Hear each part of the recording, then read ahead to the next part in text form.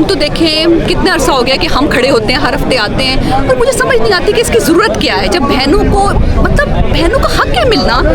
ایک ہمارا لیڈر ہے، وہ پہلی بات ہے وہ جیل میں کیوں ہے؟ ٹھیک ہے وہ جیل میں ہو، مطلب اگر اس ملک میں کوئی عدالتیں کام کریں، اس ملک میں کوئی انصاف ہو تو اس کے خلاف کوئی کیس نہیں نکال سکے کیا؟ بوگس کیسز اس کے خلاف نکال کے ابھی بھی کون سے کیسز ہیں آپ کو پتہ ہے؟ ابھی یہ جو ہے القادر والا کیس ہے، اور باقی میں ضمانت بھی مل گئی ہے خان صاحب کو، لیکن نہیں. اور ایک جھلک دیکھنے نہیں دی جاتی باقی عام عوام کو، تو کم از کم بہنوں کو تو ملنے دیا جائے نا. لاسٹ ویک انہوں نے بہنوں کو 2 گھنٹے ملنے دیا تو لگ رہا تھا جیسے بڑا احسان کر دیا. کوئی احسان تو نہیں ہے ان کا، یہ تو حق ہے سب کا. جو باقی لیڈر، باقی سیاسی قیدی جو جیل میں جاتے ہیں، کیا ان کو کبھی اجازت نہیں ملتی تھی؟ لیکن ان کا تو سارے خاندان جاتا تھا، وہ تو اسپتالوں میں پڑے ہوتے تھے.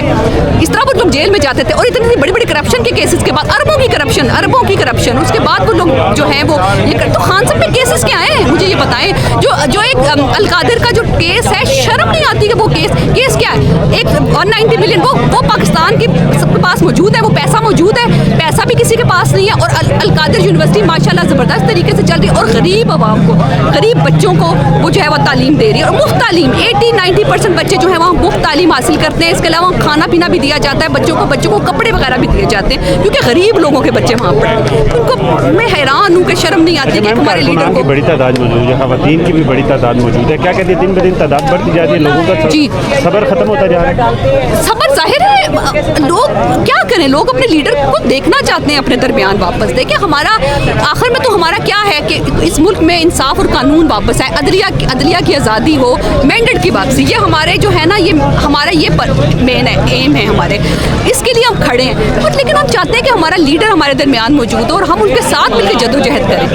ایسا نہیں ہے ہم یہاں کھڑے ہیں ان کی ایک جھلک نہیں دیکھ سکتے. ان کا پیغام اتنی مشکل سے پہنچتا ہے. چلو شکر ہے کہ پچھلے ہفتے ان کا پیغام تو پہنچا ہمارے طرف، پچھلے ہفتے پہنچا کیونکہ بات ہو سکی، ورنہ تو 10-15 منٹ کی بات میں تو پیغام بھی پہنچانا بہت مشکل ہوتا.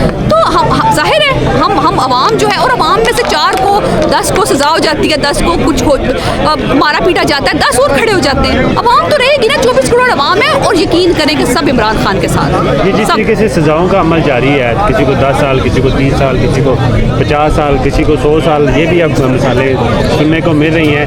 ضمانتیں ان کی جو جدادیں ہیں وہ ضبط ہو رہی ہیں. تو یہ کیا طریقہ کار ہے؟